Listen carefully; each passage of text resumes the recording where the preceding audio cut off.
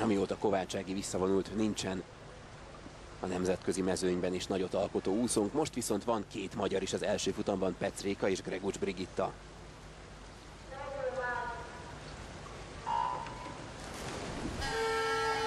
Réka volt már olimpián és világbajnokságon, és mindkét alkalommal a 41. helyen végzett 100 mellen. Gregucs Brigitta pedig egy bajai versenyző, az idei országos bajnokság 4. helyezettje, így kvalifikálta magát az Európa-bajnokságra. Abszolút újonc.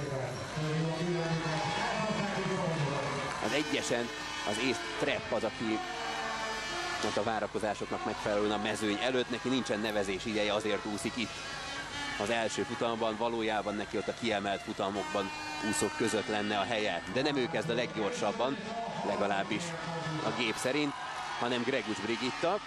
Bátor kezdés. Trepp egyébként 50 mellen rövidpályás EB ezüstérmes.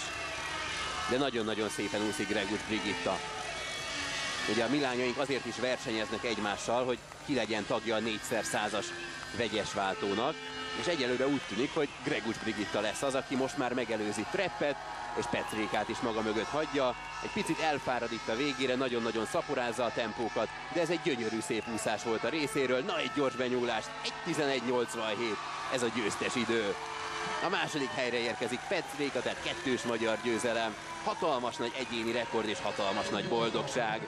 Több mint másfél másodpercet javít élete legjobbján. Itt van Petsz Réka, a jövő SC versenyzője, aki tehát a második. Ő azért lényegesen elmarad egyéni csúcsától. De nagyot hajrázott itt a végén. És itt pedig a boldog Gregucs Brigitta. 92-es születésű. Remélhetőleg láthatjuk őt még Európa-bajnokságon versenyezni. 1:11.87 az eddigi legjobb idő, tehát egy szép úszás volt.